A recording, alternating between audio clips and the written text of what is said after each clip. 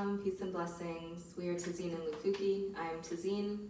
I'm LuFuki, and I'd like to introduce Nora Congas.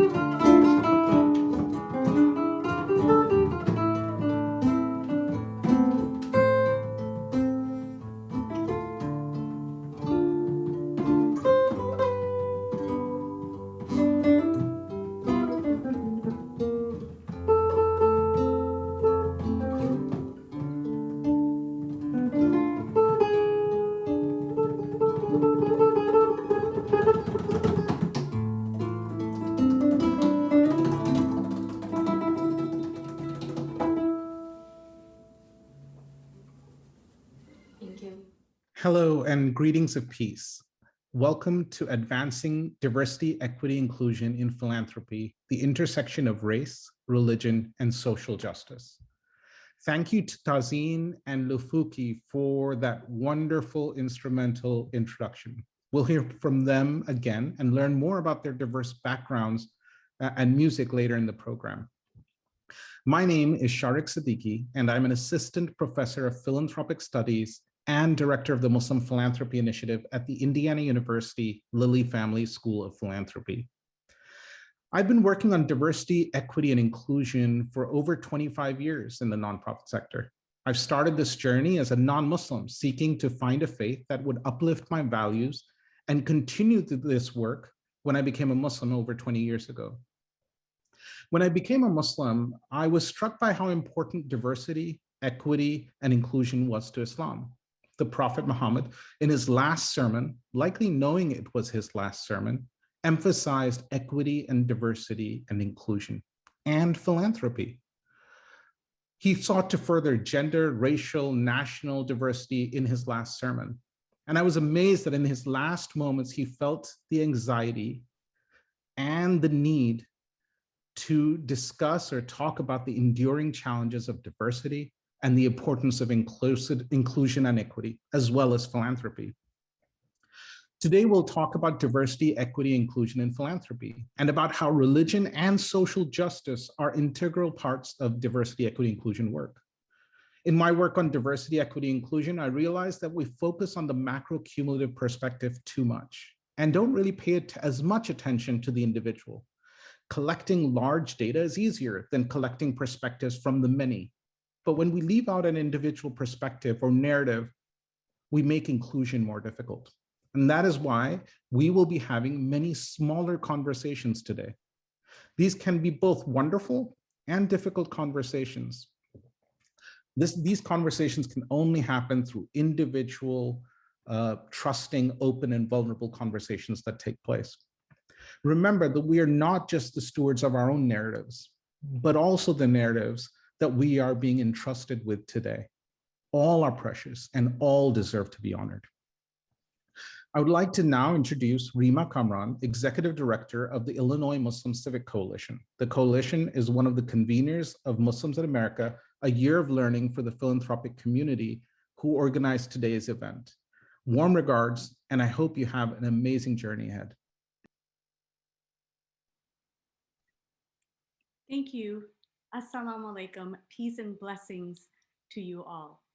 Thank you, Dr. Shariq, for the opening reflection and grounding us as we begin. On behalf of the Illinois Muslim Civic Coalition, a convener for the Year of Learning, I welcome you to our program this afternoon. 2021 has been a year of learning in many ways for all of us. In 2021, the Illinois Muslim Civic Coalition strives to build civic justice for all communities towards a more equitable and representative America. And with this vision, we spent the year with allies and partners passing bills into law that make sure all our students and families are safe and included. This includes the TEACH Act to include Asian American history curriculum, the contributions and history of Muslims in America law, a law that allows student athletes to amend their attire via the Inclusive Athletic Attire Bill. The coalition testified at dozens of redistricting meetings with interfaith and inter-community coalitions to fight for equitable maps for communities and continue to advocate for immigrant rights. And we stood by our advocacy partners such as ICER, Iman, and PAVE. We are now spearheading the first ever report to provide data on our diverse and large communities. Knowing ourselves helps tell our story and ensures others know us and support us. We are honored to do this work with many of you and support your amazing work along with it. The Illinois Muslim Civic Coalition is proud to welcome you this afternoon with our fellow conveners, the Field Foundation, the Waraich Family Fund, the Muslim Philanthropic Initiative at the Lilly School of Philanthropy, and Forefront. As part of the most diverse faith group in the nation, Muslim American organizations find themselves squarely at the intersection of race, class, and health issues in our country today. The Year of Learning was inspired by an initiative led by the Illinois Indigenous community leaders, which served as a turning point in philanthropic understanding and investment. Muslims in America, A Year of Learning is a planned series of events in 2021 designed to create an understanding of who Muslims are today, what issues drive them, and the challenges that they face, which require philanthropic investment for long-term impact. The Year of Learning initiative was launched in the February of 2021 with over 400 leaders from across the philanthropic, social, and civic sectors. In April, we convened an intimate session with foundation leaders to deepen understanding of systemic barriers that historically prevent Muslim American nonprofit organizations from acquiring equitable opportunities to build relationships and receive resources. Throughout this year, the conveners, the Year of Learning team, and planning committee members have continued to curate connections, do personal grassroots outreach to foundations, philanthropists, organizations, and community members, done coffees and connects to build bridges and deepen relationships, and focused on growing the network and the circle. We are excited as you join us in this year-long initiative aimed to foster greater understanding of America's 3.5 million Muslims and inspire action towards change to create long-term impact for all Americans. The Muslims in America Year of Learning initiative is made possible by our conveners, planning committee, and our key sponsors and partners, including the Doris Duke Foundation for Islamic Art, Waraich Family Fund, Chicago Community Trust, JP Morgan Chase and Company, the Tides Foundation, California Charitable Foundation, and many others. For the full list of our sponsors, please visit our website, ayearoflearning.org. Today, we will explore how race, religion intersect in philanthropy. And we have an exciting program put together for you. You'll learn from Tamela Spicer from the Johnson Center about religious equity in philanthropy. You'll be inspired by the beautiful music curated by Asad Jafri, as well as reflections from the front lines of the pandemic by Dr. Marium and Jawaad Abdul. You'll delve into the relationships between funders and Muslim non-for-profits with a fireside chat with Dr. Rojas. You'll break out to work towards action and change. And finally, we'll come together to conclude and an exciting announcement. So before we start, we have to get to some norms. Please, this is a wonderful forum. We hope that you participate. We encourage you to network and connect with others. Please introduce yourself in your chat. Start with your organization, your sector, and your geographical area. Due to the high number of participants, you have been muted upon entry. But we have conveners monitoring the chat, so please ask questions. We're looking forward to making this a discussion and making sure that we get to them. For nonprofits in attendance, an important note, this is not a funding seeking session. Respectfully, we are focused on partnering and dialoguing with each other.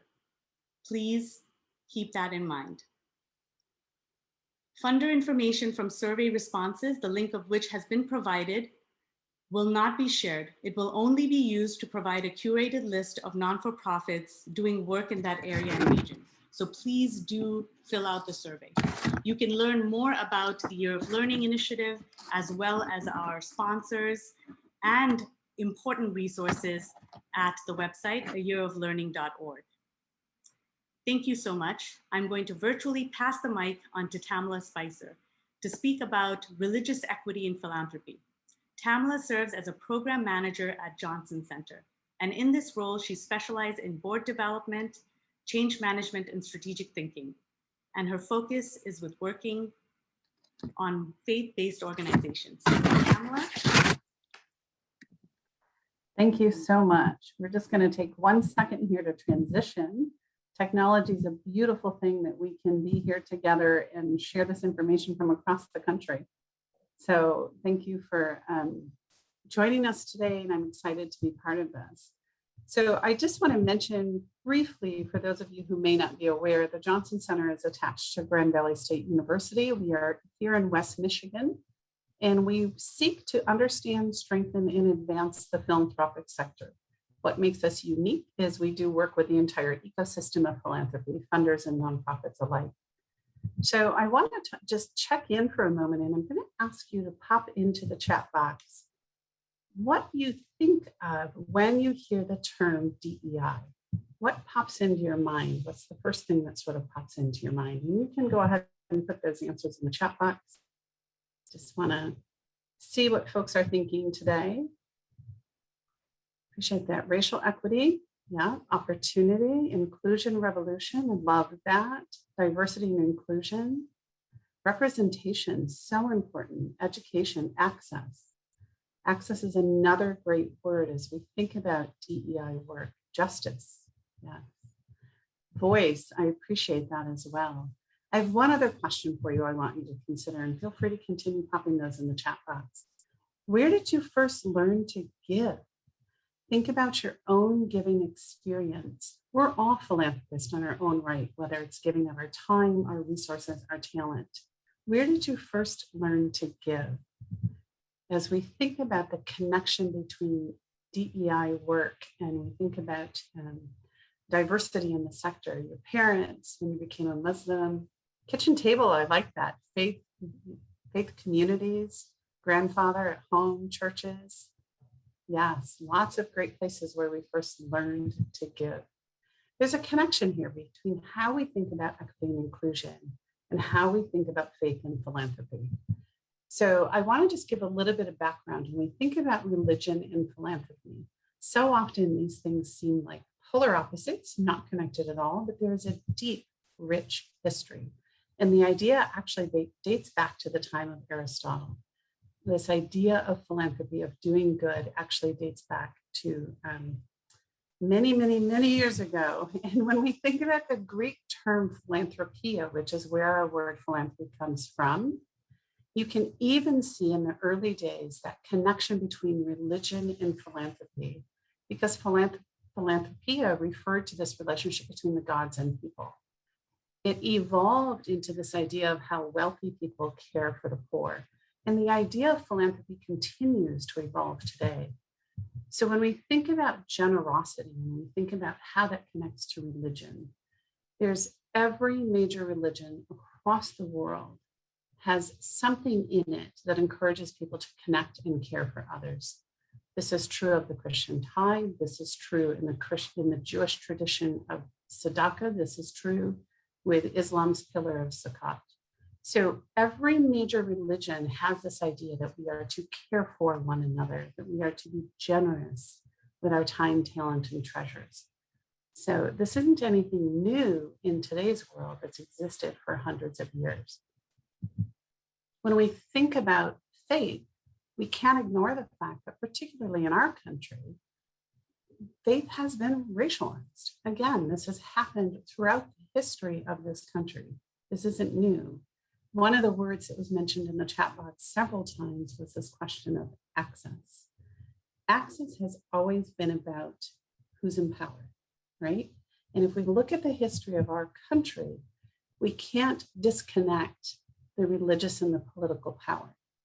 We've seen over the last 6-7 years, particularly in America, sort of where this connection has become increasingly noticeable in the public conversation, in the public discourse. There's always been that connection between religious power and political power, and it's shaped the very foundation of our country.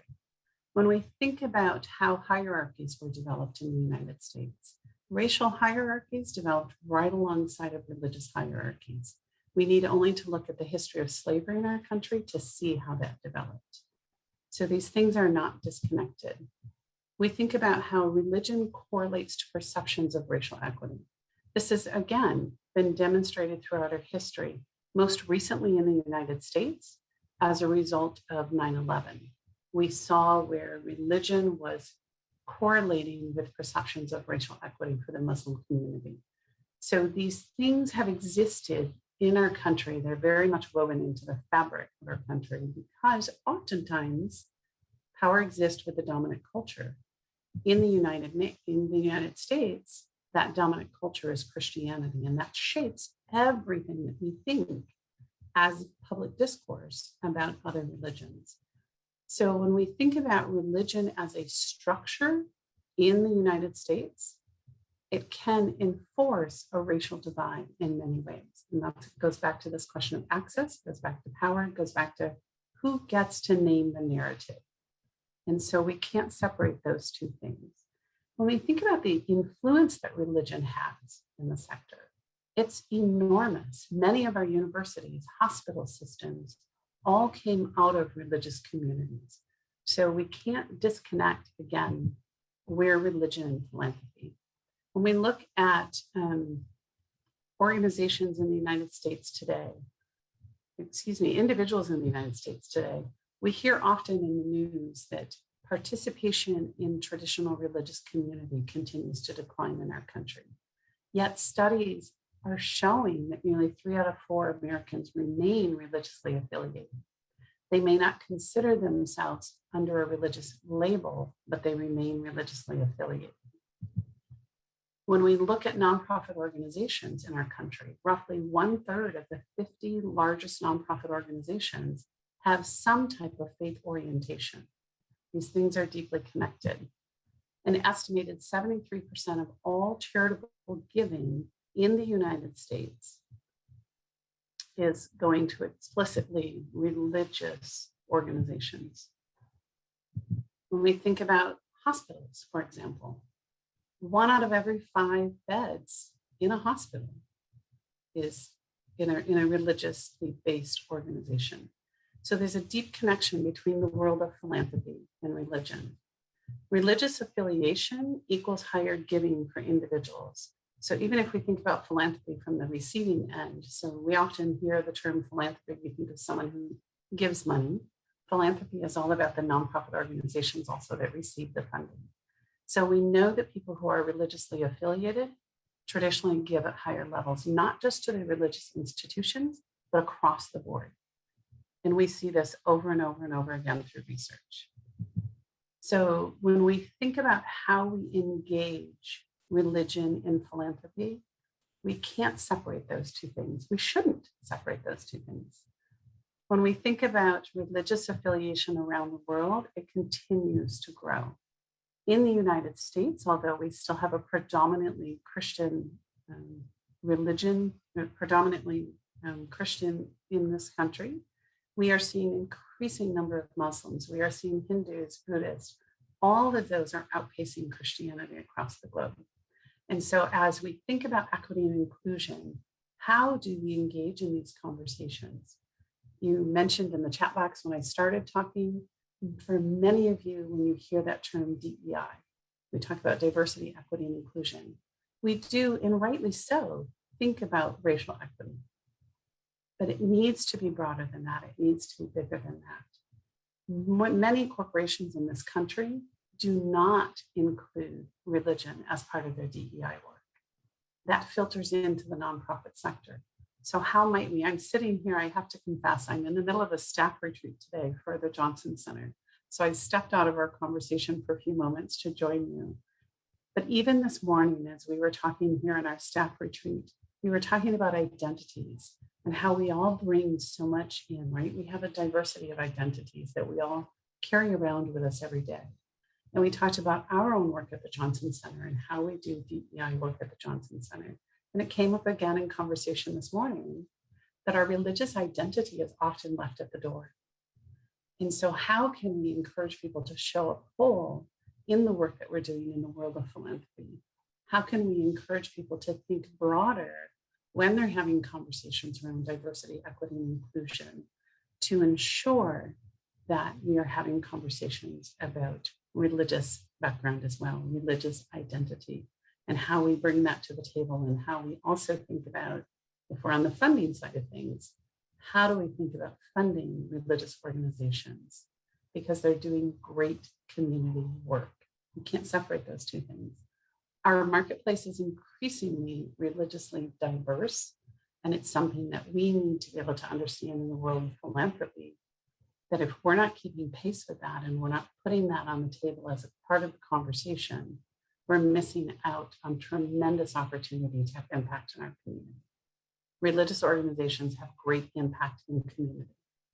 And we often, as on the funding side of the table, discount that because we don't want to engage in, in the United States, it's interesting, we say religion, politics, and money are not done in polite conversation.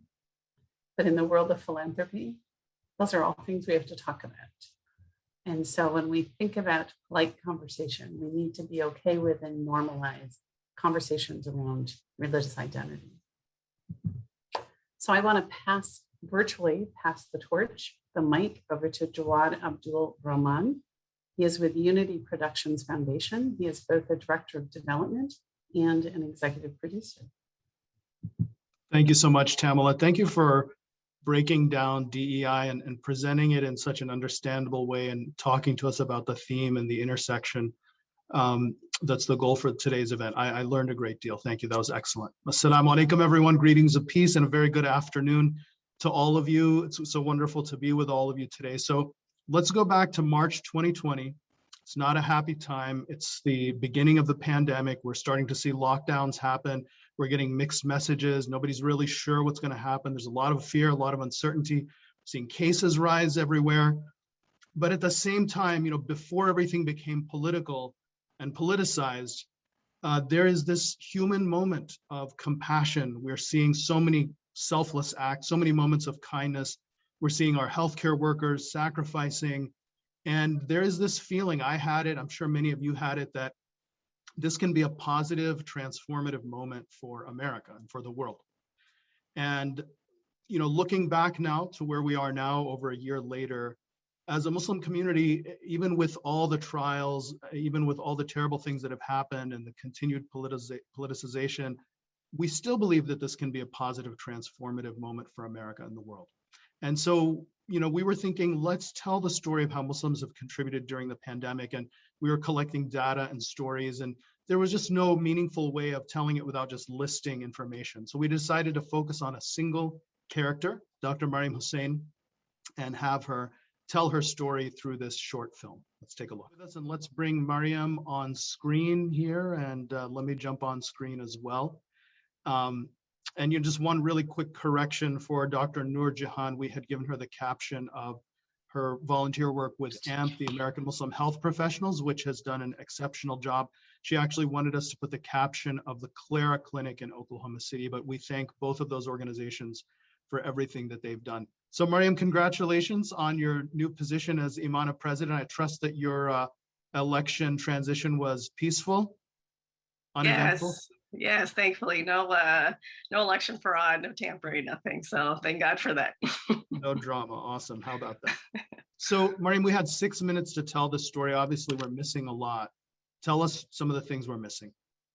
Yeah, so first, let me just say hello, greetings, assalamu alaikum, everyone. Thank you so much for allowing me to be here.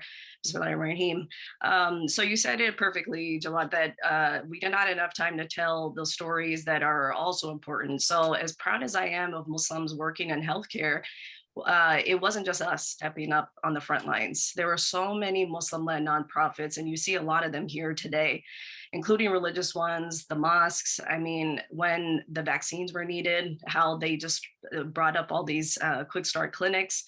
You also had social service organizations that are addressing really important issues: food insecurity, mental health, access to testing, information, racial equity, right? Just even the National Black Muslim COVID Coalition that had started up. And there were just so many more things that had happened, not enough time to talk about all of it. And I just want to say too that, I really appreciate that the story, was about healthcare and physicians, but my heart, I just want to give prayers and shout out to anybody who has been personally affected by this pandemic, anybody who's lost anybody. This has been a tragedy beyond words. And so our hearts just go out to you all. Absolutely. And I got to say too, that interfaith aspect as well too, that, we cannot do anything as a community in isolation. We serve with our colleagues, with our friends of every faith, every background, and as Americans, right? But as more importantly, as human beings. Yeah, absolutely. Well said. And I was just reading a story, and every day we're learning new stories. I was reading a story about a series of Muslim free clinics in St. Louis that actually are located inside churches. And so it's Muslim doctors, Muslim initiative, Muslim funding, but they're doing it in churches, and they are, really heavily promoting vaccination and so many other things. So wonderful, Mariam. So what's the bigger message here? I mean, tie this story of Muslims in healthcare during the pandemic, tie this into the bigger story of our theme today of advancing DEI. Yeah, definitely. So, as a humble physician, right, for the past 20 years, unfortunately, the American Muslim community has been seen through the lens of suspicion, right? And it's not only wrong and misguided, but it's actually bad policy, right? If you think about it, I mean, America is not better because of that, right? It's better because of our diversity and our equity and our inclusion. And so, we would have, not even just since the pandemic, but patients that refuse care openly from Muslim physicians, whether you look like one, let's say if you wear the hijab, or if you have a Muslim sounding name, right, or just a foreign sounding name, because of that one stereotype. And so it's been really harmful, not just for the people who are trying to provide care, but for the people who need it and need, right, this inclusion.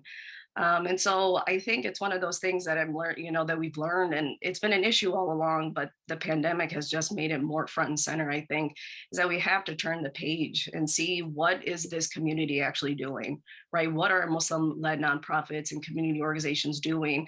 And how can we continue to collaborate with them, partner with them? Because it's not just about religion, but about helping us do what makes all of us human and what we need as a community. And people want. I think the one thing we've noticed from the pandemic is that we lost that physical touch as well too, but then also that emotional, mental touch as well, that what makes us who we are, and reconnecting with how we think of ourselves and what we think of our humanity in general, right? And so I'm grateful for an opportunity like this to talk with you, Jawaad, this type of forum where we can talk about things like this. So thank you to all the organizers and sponsors of this. Thank you so much, Mariam. And let's really keep working to try to make this a positive, transformative moment for the country and for the world. And in that spirit, I want to turn it over to Dr. Carmen Rojas and the Fireside Chat. Hey everyone, I'm so glad that I get to be here with you all.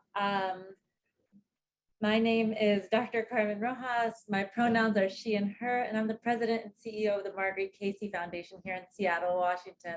I want to start by giving a big thanks to Muslims in America for organizing this event, and to our audience for joining us for this Fireside Chat. I'm really so grateful to share this space with all of you.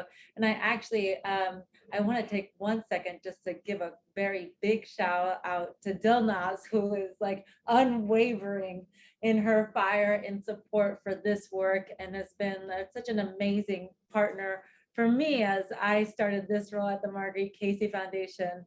This is a fireside chat today where I'll be joined by Dr. Rami Nashashibi, the founder and executive director of Inner City Muslim Action Network, or IMAN. IMAN, I'm really lucky to say, is one of our grant recipients out of Chicago and Atlanta. And at Margaret Casey Foundation, we are so grateful to have Rami as part of our board. We are also joined by Ramzi Kassem, a professor of law at the City University of New York and the founding director of the CLEAR Project. Ramzi is also part of our Margaret Casey Foundation family as one of our inaugural Freedom Scholars. The Freedom Scholars, just for some context, represents a commitment that we at Margaret Casey Foundation have to scholarship that's relevant to movements led by Black, Indigenous people, migrants, queer people, poor people, and people of color. We think that radical scholarship plays such a critical role in cultivating and nurturing movements for justice and freedom. And I'm so glad to have some time with Rami and Ramzi this morning, West Coast time. Today, we're going to talk about the importance of building a society that reflects the true promise of a more perfect union. And for us at Margaret Casey Foundation, I'm just going to be very honest, like we don't actually talk a lot about DEI, and we have mostly centered our work around racial justice and freedom. We see racial justice as sort of the tip of the spear of all work, that we can't achieve anything else that we want to achieve. We can't achieve quality schools. We can't achieve a fair democracy if we don't achieve racial justice. And we have really sort of worked and organized everything from the inside of our organization to our grant making in service of that. At our core, at Margaret Casey Foundation, we support leaders and scholars and initiatives focused on shifting the balance of power in society, so that we are building power for communities that continue to be excluded from shaping not only how society works, but from sharing in the rewards and freedoms of this society. We have 3 core values that I think are so core to guiding our work and this mission that we have, and they are belonging and representation, mutual respect, and trust. And these are three things that I feel like are critical to anybody who is endeavoring or beginning a DEI or racial justice journey, right? Like we think that we want to be intentional about our work, and we want to be self-aware as funders about who gets to play a role in grant making in terms of our internal hiring, in terms of our board, and to be self-aware of the power that we have. With mutual respect, like we want everybody that works with us, both in partnership, be they partners, be they grant recipients, be they staff, to feel deeply respected and to feel free that we have an opportunity at Margaret Casey Foundation, not only to fund racial justice organizations, but to show and demonstrate what a free, racially just organization looks like in action. And lastly, I think that trust is really important, and we get to trust at Margaret Casey Foundation by being as transparent as possible about our processes, about our decision-making, and about our procedures. So I feel like for grant makers on the call, as somebody who has made the move from being a grant recipient to now running a foundation, I think we can spend a lot of time thinking that we're building trust, but not being really clear or transparent about the things, about the ways that we make decisions, about who gets how much money, about how much money we're actually talking about. And that can lead to a whole bunch of unnecessary work for our grant recipients. And so I encourage funders on the call to sort of join me in this endeavor of transparency. I came to this role at Margaret Casey Foundation with a clear belief. It's so funny, Rami and I were just having this conversation that like I think we have a once in a generation opportunity that right now in this country, we are seeing a real contest for political and economic power, and that philanthropy were it to go away, would people still find a way to fight? Obviously, yes. You know, people all over the world find ways to come together and contest for power. But in the United States, I think philanthropy that has demonstrated a commitment to racial justice can create a more even terrain in that fight, right? Like right now, that fight is hugely imbalanced. That, you know, we see white supremacists, we see xenophobes, we see people who are committed to keeping and consolidating power, fighting with an enormous amount of resources. And I just think that we have a once in a generation opportunity at Margaret Casey Foundation and in racially just, socially just philanthropy to actually create a more even terrain. And so that's really what we're trying to do. We have made some pretty big shifts over this last year, as Rami knows, and has been like deep in. So we've made a commitment to funding local grassroots organizations, to funding at the tipping point. So we will fund up to 25% of an organization's budget for 5 years. And so that way grant recipients know how much money that they're going to get. And we see this as part of the project of achieving a racially just organization. I think that our commitment to supporting Muslim leaders and Muslim nonprofits is a part of this broader project. I came of age, I came of political awakening in the time of 9/11 and saw how my Muslim brothers and sisters were treated and saw how that enabled a whole apparatus, a whole state apparatus that calcified in many parts of our country white supremacy. And I just decided I was going to work against it. And so it was the point for me of awakening. Up until that point, I feel like I could see different moments, and frankly, like grew up in a religiously diverse Latinx community, so had to like hold the complexity that I think many of us need to hold. So with that context about Margaret Casey and who we are and what we do, I wanna bring in Rami and Ramzi into this conversation. I'm gonna start with you, Rami. Tell us a little bit more about Iman and tell us about your work with us at Margaret Casey Foundation. Yeah, well, first and foremost, peace and blessings. Assalamu alaikum, bismillah. Thank you for everybody. And explicitly, like you said, big shout out to Dilnaz, her unwavering visionary leadership on pulling all of the threads together is an amazing feat to watch. And to my sister Carmen, Dr. Rojas, I could not think of a more dynamic board of directors to be able to be a part of, and to see your leadership in action over the last couple of years, especially in this moment, has been extraordinarily inspiring.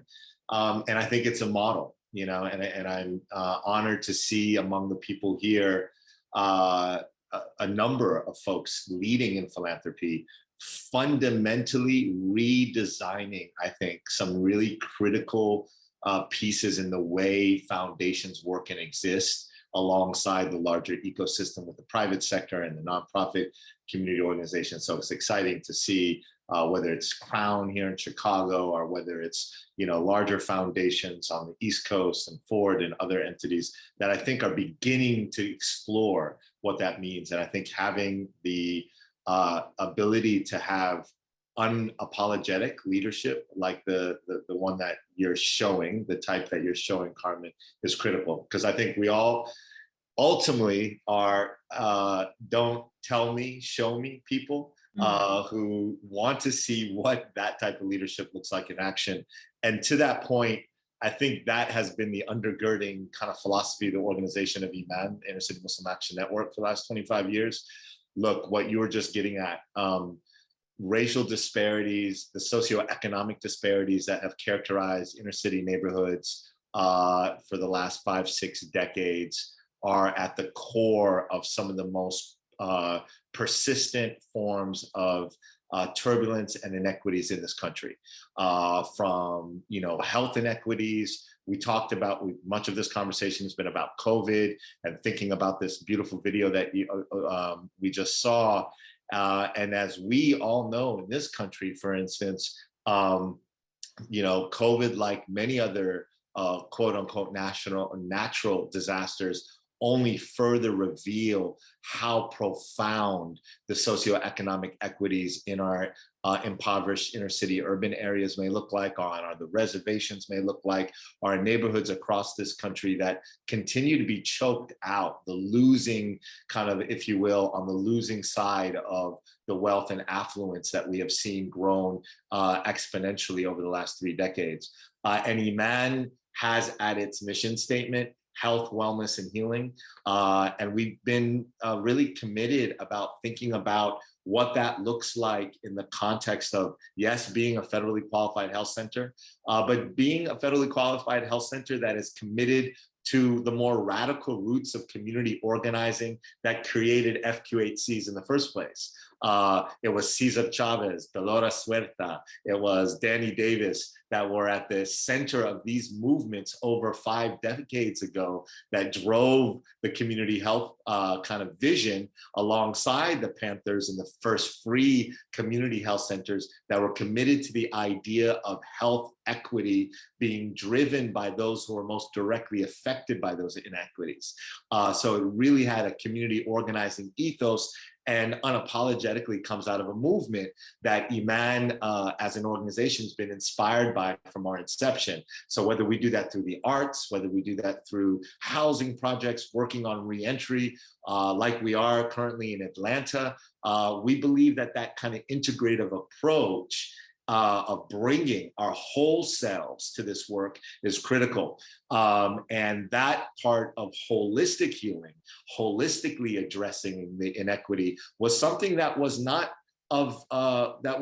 really supported that well in philanthropy a decade, 2 decades ago. It only took, Carmen, you just made a bold declaration that I hope more and more foundations continue to take the cue on, which is this idea of multi-year, commitments that support significant parts of general operating budgets. That at one point was a very hard sell for philanthropy to be able to kind of make that commitment to say that we're going to support organizations that are doing the work, that have a North Star vision to be part of a transformational commitment to issues of equity. And we're seeing that now because I think people are getting an opportunity to see what that looks like in action. Iman's commitment to that has been really anchored both in places like Chicago and in Atlanta by still some massive inequities. In Atlanta, for instance, one of our major campaigns that's being supported right now, Marguerite Casey Pillars, is the No Taxation Without Representation campaign, which Iman is driving alongside a lot of others that are working with over 300,000 formerly incarcerated returning citizens who do not have the right to vote in Georgia. Now, we saw in the last election in Georgia that it was only 20, 30, 40,000 that could tip the balance of an election. We have our director, Mansour Sabri, who's with us, along with a whole number of extraordinary organizers in Atlanta that are working in the spirit of what Stacey Abrams and others have already set in motion to deal with the fact that DEI at a board representation level or at a corporate level really is only symbolic if it doesn't translate into high impact on the ground. If we don't begin to see, and I think that's why I think, as you stated, the conversation of DEI is important, but if DEI just becomes what sometimes, and I don't mean to refer to this lightly, but a brown face in a high place, and it doesn't translate into real action on the ground to dealing with inequities, then we can fall victim to just the politics of symbolism of people in different places. So you take that kind of inequity in Georgia, and you take the type of inequity here in Chicago, just a mile east of us, we have the largest life expectancy gap in the entire country by virtue of New York School of Medicine study that looked at 500 urban centers and looked at the 30-year life expectancy gap between a neighborhood on the south side, Inglewood, and downtown in Chicago. That was only exacerbated during the pandemic. And so our communities were really, really challenged. And Iman has been kind of a force that has only been able to respond because of the type of support that communities have been able to give Iman to operate holistically. If we were given foundation support to work in a silo, we would not have been the kind of effective force on the ground, both in Chicago and Atlanta, to do the type of work that we do. Thank you so much, Rami. Ramzi, I feel like you have more jobs than anybody that I know. On the one side, you are a professor. On the other side, you are you're the director of CLEAR. And I would love for you to share more about your work at CLEAR. Thank you so much. And I want to begin by saying salam alaikum to everyone, peace and blessings to all. And I'm very grateful to be in everybody's company, very grateful to Dilnaz and Lisa and everyone else for convening us today. Deeply honored to share any kind of stage with Dr. Rojas and Dr. Nashashibi, and already very inspired by the conversation so far. A little bit about CLEAR, and I think the intersections between what Carmen shared, what Dr. Rojas shared, what Dr. Nashashibi shared, and what I'm thinking about saying here, are sort of making my mind move at probably an unhealthy pace. But CLEAR is essentially it's a project housed at the City University of New York Law School.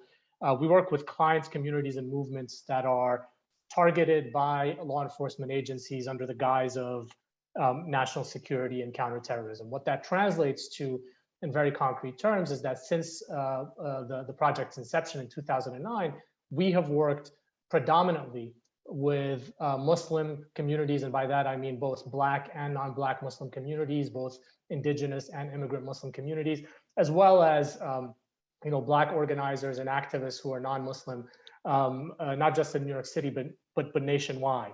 And what that means, for people on the ground is that if the FBI, for example, shows up at your doorstep or at your masjid or at your workplace or at your university to question you about your faith practice, to question you about your political beliefs, about your organizing work, if you find yourself on a watch list, for example, you show up at an airport and you're consistently treated in a degrading and dehumanizing way, or you're denied boarding, if you think someone in your organizing circle or at your masjid or community center might be an informant, if you apply for an immigration benefit and you happen to hail from a Muslim majority country, and even though you're entitled to that green card or you're entitled to naturalize as a US citizen, you find that your application is systematically delayed or pretextually denied, or even if you receive notice from an internet service provider like Google or Facebook that all of your data has been turned over to the feds, and you've been given that notice after the fact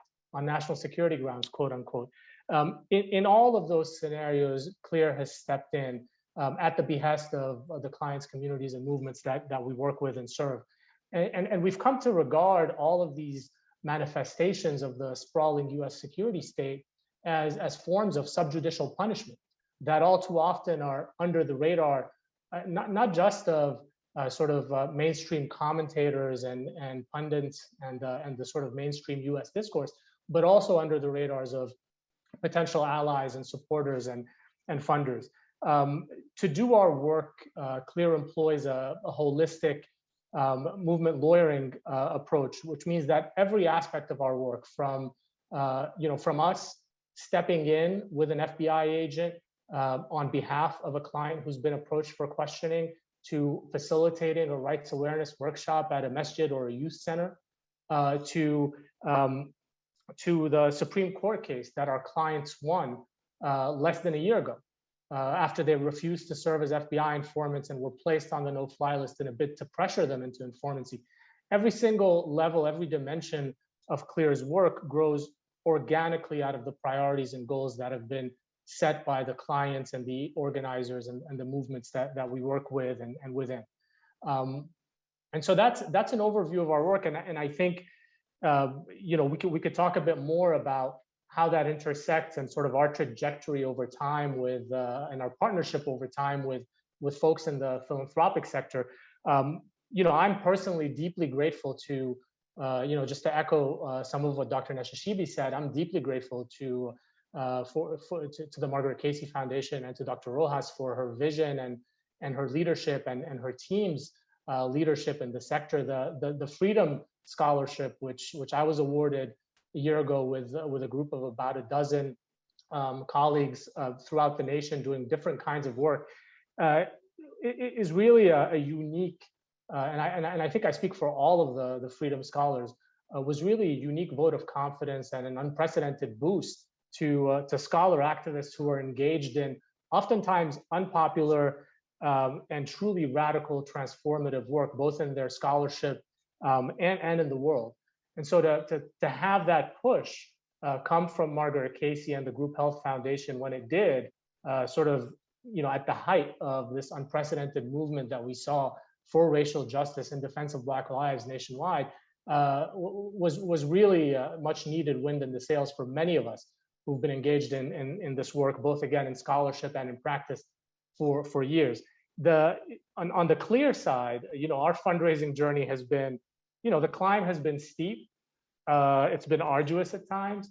At first, I think the need that was identified to us by the clients and communities we were in conversation with was mostly invisible to the philanthropic world, which made it really hard for us to sustain the work. And going back to something Dr. Rojas said, if the philanthropic sort of ecosystem were to disappear overnight, of course, we would find ways to get the work done, right? I mean, all of us would, and people all over the world do that day in and day out. And so, we found ways as well to her point that sometimes I feel like I'm holding down 5 jobs. We found ways to get it done, and eventually, we developed partnerships and alliances with folks in the philanthropic sector who saw eye to eye, were politically aligned, understood the importance of the work, and most importantly, the way that CLEAR went about the work, as opposed to many friends and partners in other legal nonprofits who take a more top-down approach, a more conventional impact litigation approach, where lawyers at an organization might identify priorities and pursue them. Our approach is more the reverse of that. And so it took years to get to a place where I think increasingly today, there are many actors in the philanthropic sector that not only see the importance of supporting this sort of approach to flanking movement, but also have identified that rightly as the locus of the bulk of their resources, right? And that's a seismic shift, I think, from where we were not even 10 years ago, but 5 years ago. And I'm thinking here, besides Margaret Casey, obviously, I'm thinking about pillars. I'm thinking about a new generation of leaders at places like Open Society and elsewhere who have really stepped up in that regard and are starting to make a marked difference in terms of supporting movements and supporting the ecosystems that flank movements in order to sustain longer term change. So I can stop here, and I'm looking forward to the rest of this conversation. Thank you so much, Ramzi. And I'm always, it's like a shame, embarrassment, because I think the work that you do is so critical, and the vision that you all have set forth, you as an individual, but the broader group of freedom scholars. I encourage folks to go to our website and check out the list. We're about to announce our next round, which also looks really amazing. I'm being very mindful of Lisa, who is amazing at keeping time, and I hate going over time. We have about 4 minutes, so I'm actually just gonna, Rami, as a board member, what are the 3 things that you feel like the 3 big changes over this last year at the foundation that you think are important lessons for the broader philanthropic community? And I'm gonna give you 2 minutes time.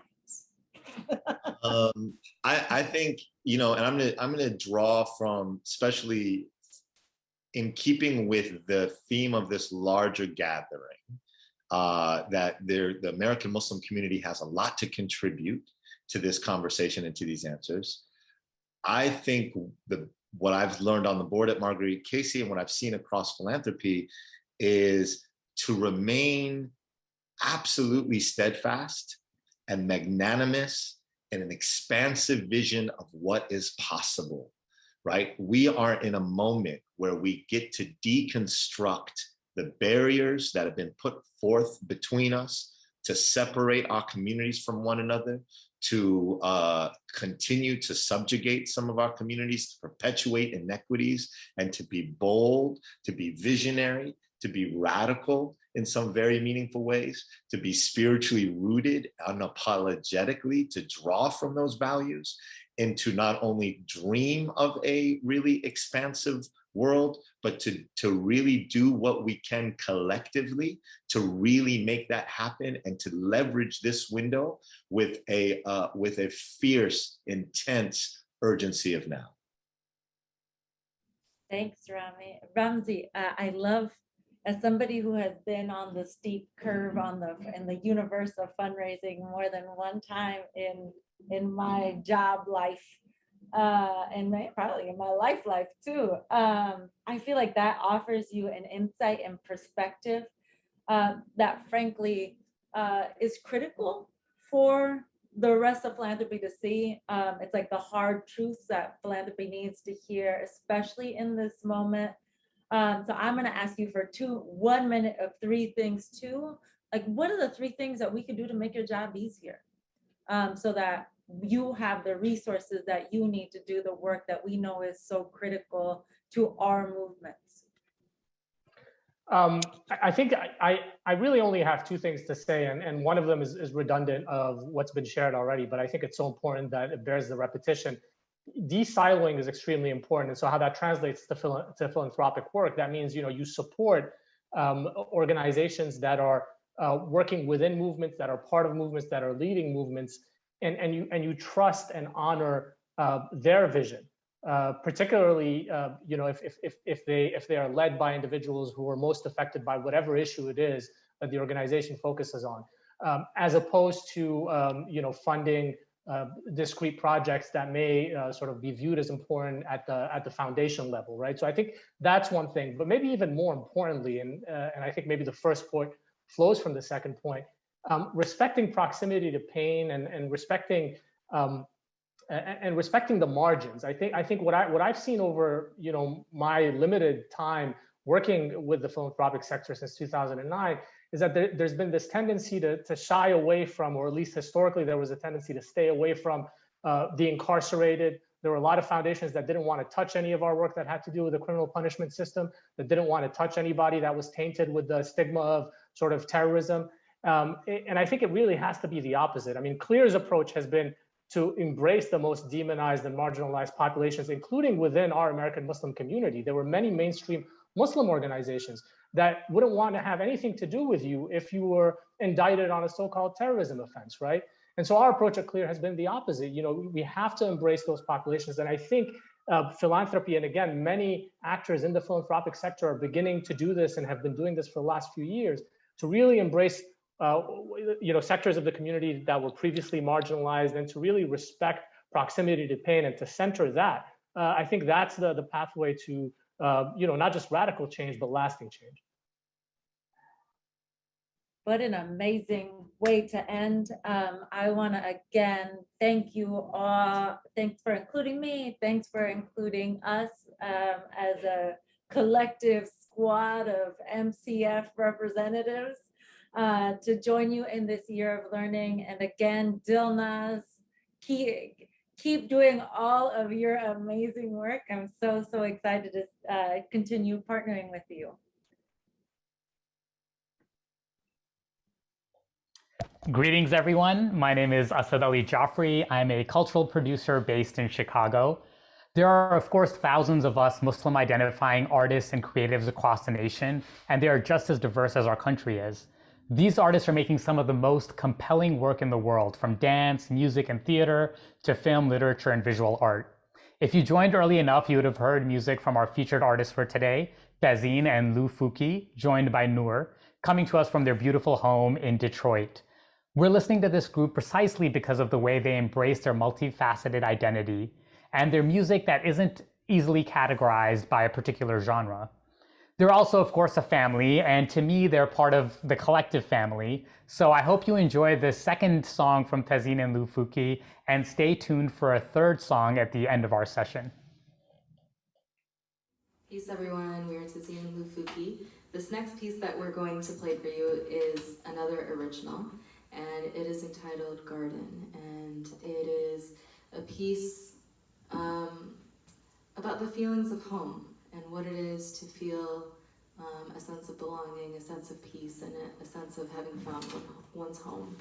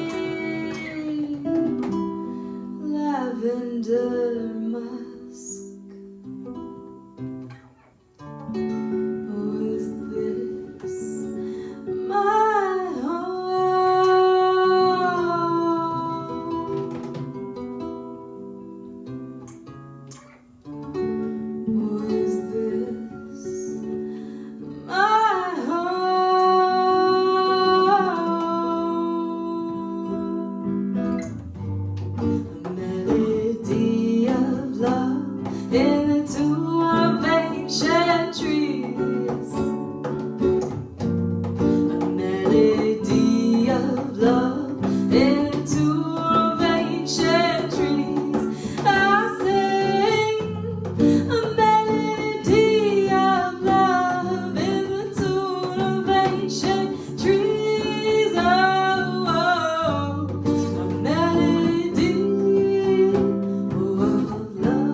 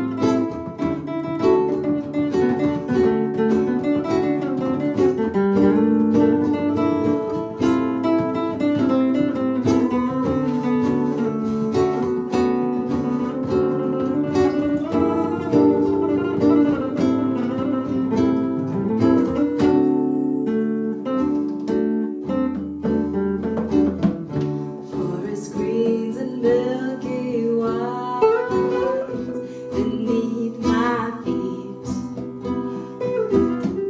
Yellow birds conversing in songs once foretold. Warm light on golden skin, felt a sin deep within. No, turning to a place called home. A melody of love in the tune of ancient trees. A melody of love in the tune of ancient trees. I sang a melody of love in the tune of ancient trees. Oh, oh, a melody of love.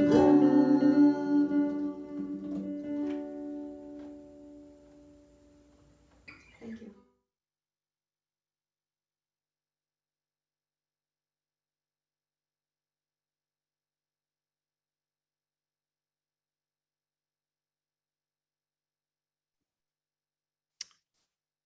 Hello, everyone. I wanted to give us just a second for everyone to absorb that really beautiful music that has kind of brought us into a space, and also take a moment to sit with everything that's been said before I kind of jump into slides and talk about some actionable steps, because I tried to write down everything that was talked about and failed miserably, but now I have all these chunks that I need to sit with. Everything from going back to what Tamela was talking about with diversity, equity, and inclusion. What does it mean for us to all do what makes us human?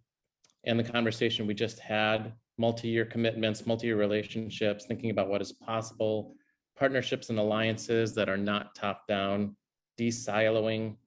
What does it mean to prevent harm, but also do work that shows empathy and growth and support for people who are being harmed?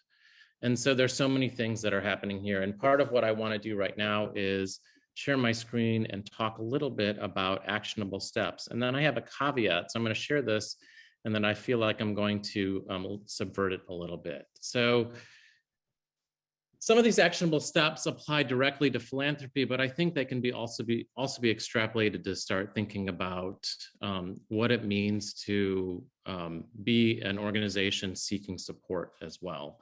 And a little bit about my background as I'm kind of launching into this. So I am currently the executive director of an organization called Invisible Institute, but I was previously, and by previously, I mean just a few months ago, at Field Foundation overseeing leadership. So I come from philanthropy with a very specific lens about what it means to support communities. And some of this you'll see in this first slide are some actionable steps that are encouraging philanthropy. And everything from identifying communities and organizations doing work in your sector, outreach, creating entry points, bringing them into your portfolio, ensuring that the voices of communities are represented through organizations. But also, as we get closer to thinking about what's next, how are you defining success? And that to me is really interesting. What does it mean to get to an endpoint? What does your benchmark look like? And for this, some of those goals and outcomes that might apply to you: increased number of Muslim nonprofits applying for funding, increased diversity on board staff, applicants, grantees, and communications. Thinking about funding for Muslim nonprofits, and what does that mean in terms of equity? And will this impact be sustained long-term? And what do you need to be able to reach these benchmarks?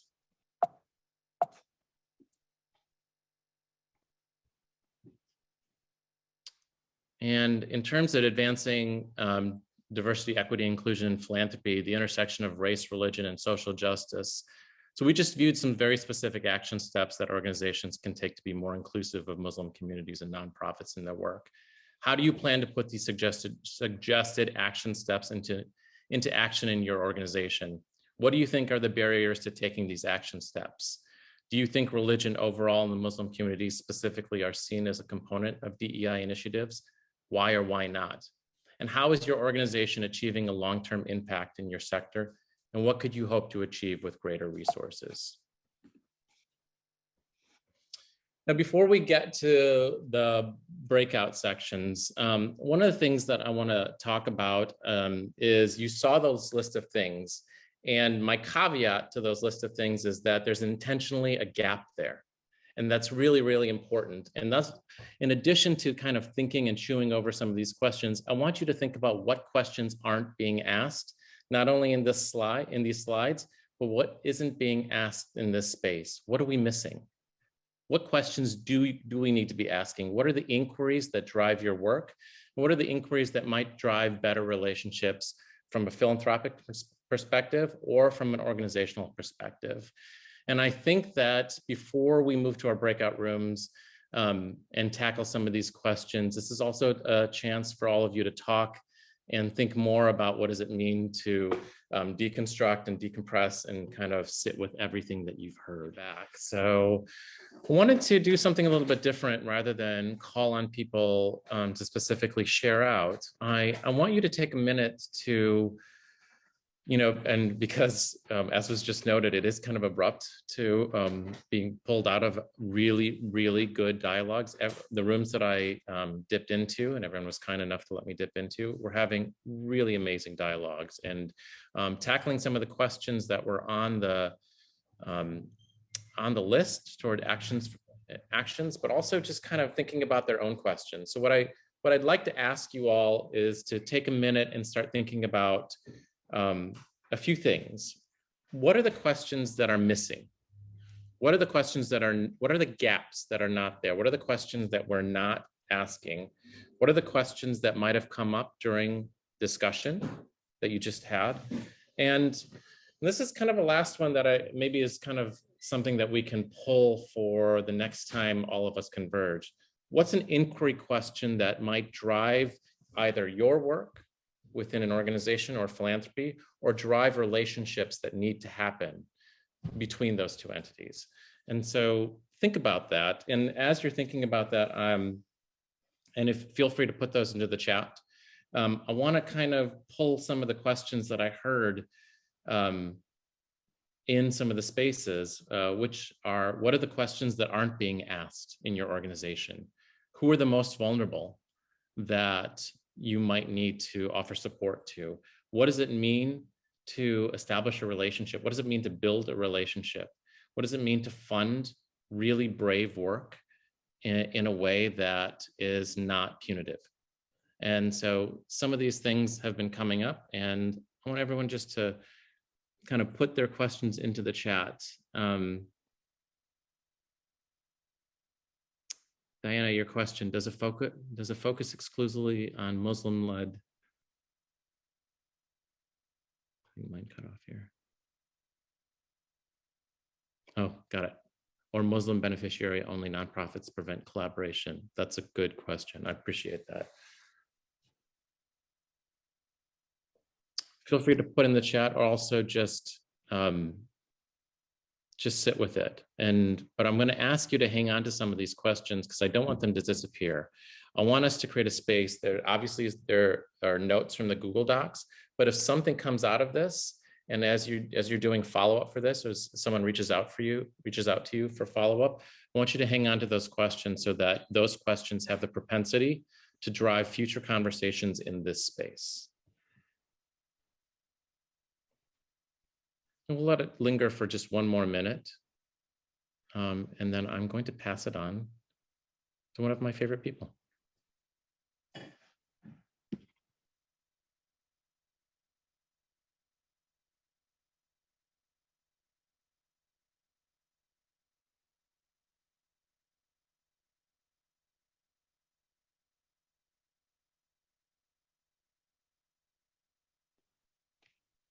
Thank you, everyone.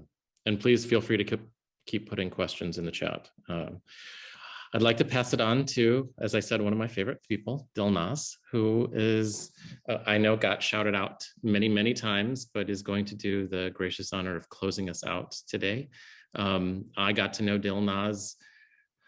It feels like I've known Dilnaz for a really long time, but I've heard many people say that even if they've met Dilnaz for like maybe 10 minutes, they feel like she's this long lost friend. So I'm grateful to know her and grateful to join her and the many others who are leading this work in this space with the Muslim Year of Learning. And with that, Dilnaz, I'll pass it over to you. Thank you so much, Hilesh, and excited to come and learn more about the new organization you're working with. So I'm excited that you've got this new opportunity and we can learn with you as well. So peace and blessings. Thank you to all of you for your participation in today's program. We understand the demands that you have today, and we so greatly appreciate you putting in this time to learn more about the DEI work. With your engagement, we covered vital topics in advancing DEI and philanthropy, such as religious equity and philanthropy, the impact of Muslims in the health sector, a fireside chat with Dr. Rojas on the successful relationship we'd like to see.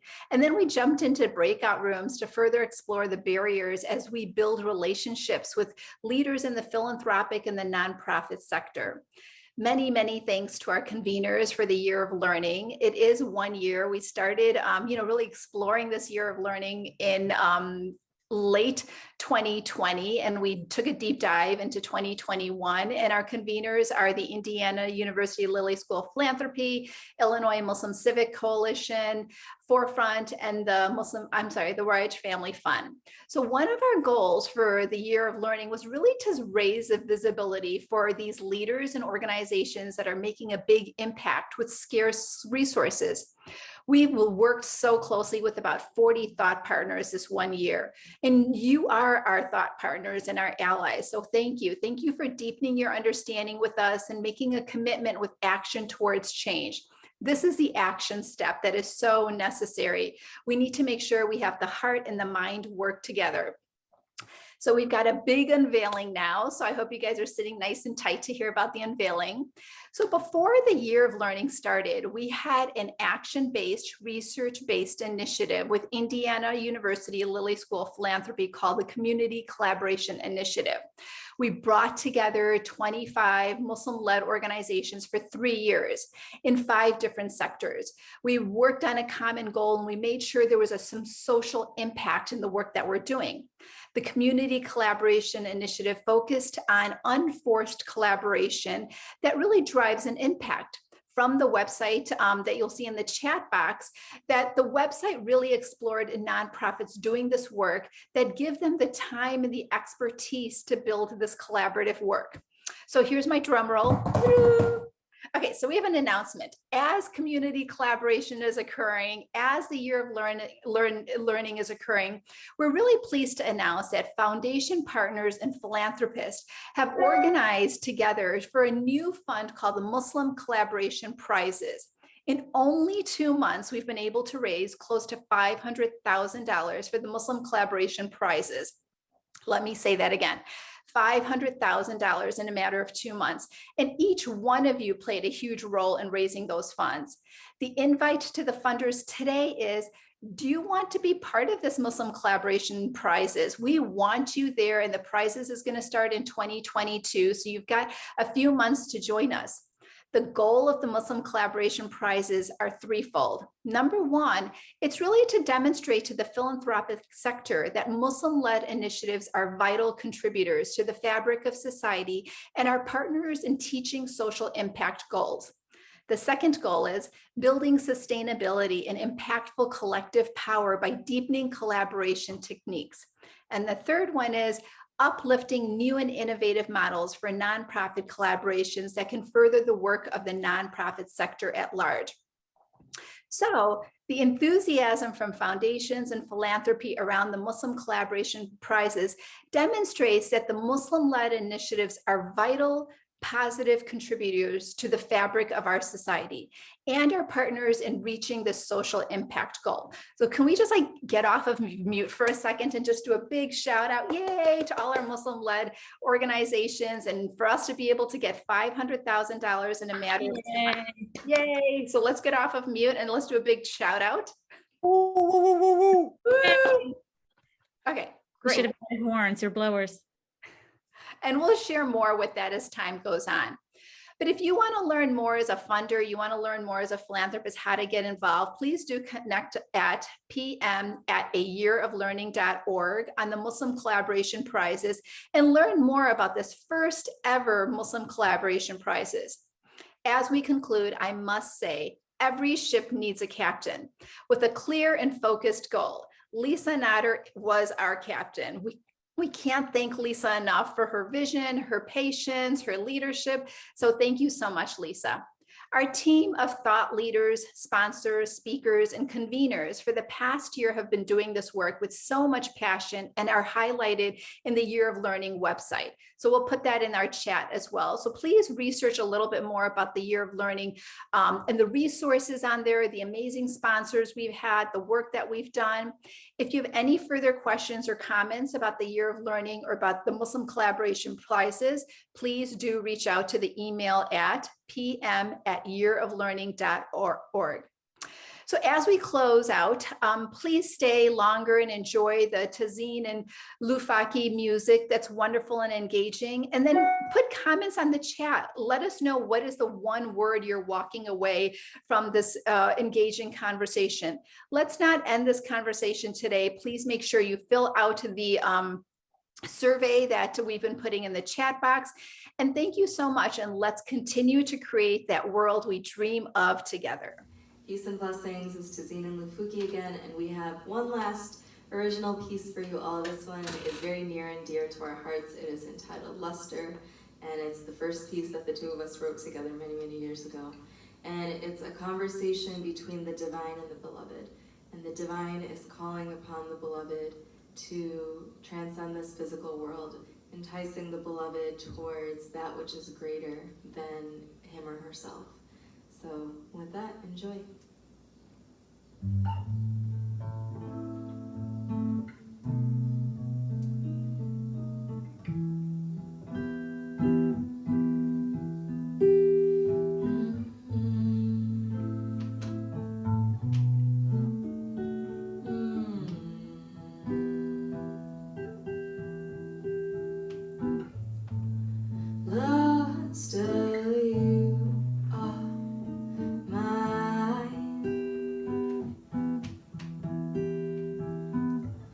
Stare into my eyes. I see through your soul. Call me your divine. Call me your divine. You want this, don't you?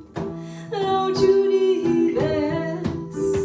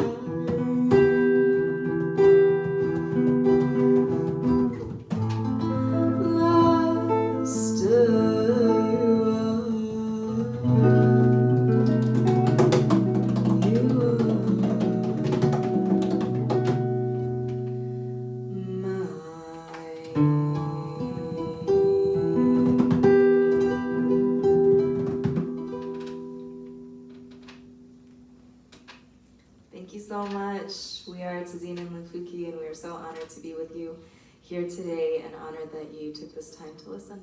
Have a blessed day. Assalamu alaikum. Goodbye, everyone. Have a wonderful day.